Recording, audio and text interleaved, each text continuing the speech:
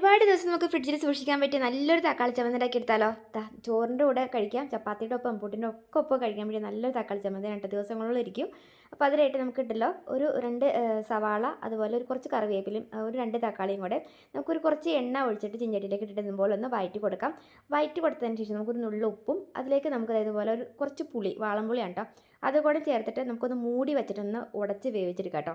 ഇതുപോലെ ഒന്ന് ഉടച്ച് വേവിച്ചെടുത്ത് കഴിയുമ്പം നമുക്കുണ്ടല്ലോ ഇത് എടുത്ത് മാറ്റിയതിന് ശേഷം നമുക്ക് മിക്സിയുടെ ജാറിലേക്ക് കുറച്ച് വെളുത്തുള്ളിയും ഇഞ്ചിയും വറ്റൽമുളകും കുറച്ച് കറിവേപ്പിലയും കൂടി ചേർത്തിട്ട് നന്നായിട്ട് പൊടിച്ചെടുക്കാം കേട്ടോ. അങ്ങനെ പൊടിച്ചെടുത്തത് മാറ്റി വെച്ചിട്ട് നമുക്ക് ആ ഒരു മിക്സിയുടെ ജാറിലേക്ക് തക്കാളി ഒന്ന് ഉടച്ച് ഒന്ന് അരച്ചെടുക്കാം കേട്ടോ. അതിനുശേഷം നമുക്ക് ഇതുപോലെ കുറച്ച് കടുക് പൊട്ടിച്ചതിന് ശേഷം നമ്മൾ ആ പൊടിച്ച് വെച്ചേക്കുന്ന നമ്മൾ ഇഞ്ചി വെളുത്തുള്ളിയുടെയൊക്കെ ആ ഒരു പേസ്റ്റ് പൊടി ഉണ്ടല്ലോ അതും ഇട്ടിട്ട് നന്നായിട്ട് വഴറ്റി കൊടുത്ത് മുരിഞ്ഞ് വന്നു കഴിയുമ്പം അരച്ച് വെച്ചേക്കുന്ന തക്കാളി ഇട്ടിട്ട് ഇതുപോലെ നന്നായിട്ട് വഴറ്റി അങ്ങോട്ട് പറ്റിച്ചെടുക്കാം കേട്ടോ. നല്ല പുളിയായിരിക്കും, നല്ല ആവശ്യത്തിന് എരിവൊക്കെ ഉണ്ടാവും. ഫ്രിഡ്ജിൽ സ്റ്റോർ ചെയ്യാം, അതല്ല വെളിയിലാണെങ്കിലും